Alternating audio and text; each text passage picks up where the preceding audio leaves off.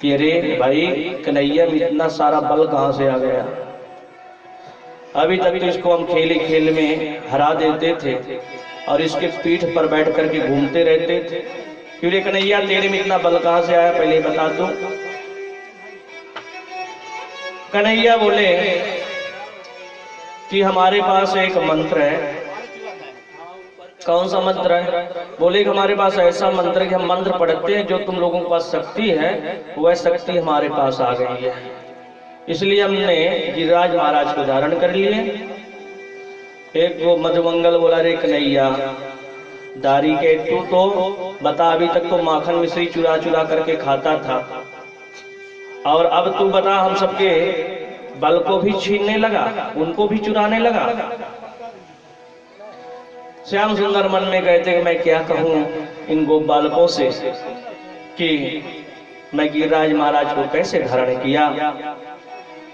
सभी ने कहा चलो एक बार तो जोर तो लगा दें। मैया कहने लगी छोटा सा हमारा कन्हैया है, सभी मिलकर के अपनी अपनी डंडी लगा लो। सभी ने जैसे ही लगाया, गोपालकों ने कहा कि अरे श्याम सुंदर कन्हैया, अब तो तू अपनी उंगली जो लगाया है अपनी उस फिंगर को हटा ले, और जब तू फिंगर हटाएगा तू आराम से बैठ जा। देखना 3 दिन हो गए।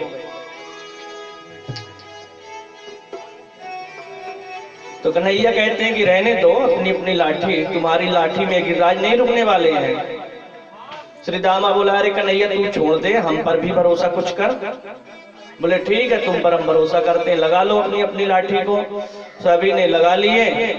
जैसे ही सभी ने लगाया, श्याम सुंदर ने धीरे से अपनी नीचे उंगली हटाई कि जितने की भी लाठी थी सब चटचटा करके टूट गई।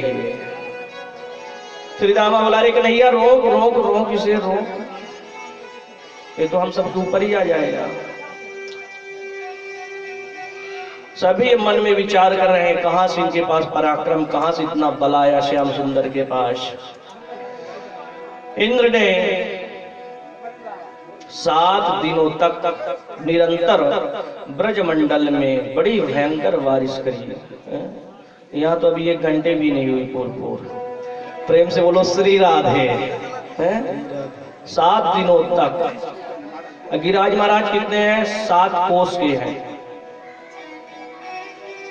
7 दिनों तक इंद्र ने बारिश की। श्याम सुंदर ने 7 दिन तक गिरिराज पर्वत को उठा करके रखा। और भगवान श्याम सुंदर की आयु कितनी है? 7 ही वर्ष की।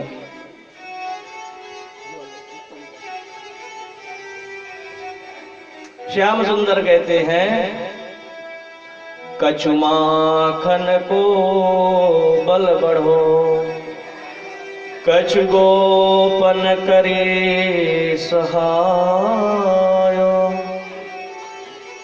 श्री राधे जू की कृपा से मन गिरिवर लियो उठाए। मैं राधा रानी की कृपा से इस गिरिराज महाराज को उठा करके रखा हूं। भगवान पितम शैलम स्थाने पूर्वत प्रभो। बड़ी भयंकर बारिश हुई, बादल हार गए। 7 दिनों तक निरंतर बारिश हुई, बादल चले गए हार मान करके। श्याम सुंदर ने कहा कि अब तो बारिश संपन्न हो गई है, इसलिए सब बाहर निकलो। स्वस्थाने पूर्वत प्रभो। भगवान ने गिरिराज महाराज को उसी स्थान पर विराजित कर दिया। बाहर आकर के देखा महाराज, वहां तो क्या स्थिति थी।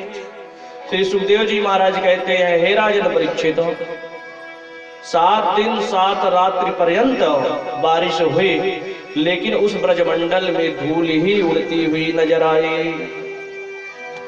एक बूंद भी जल कहीं पर भी नहीं था।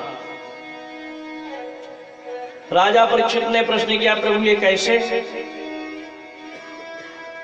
तब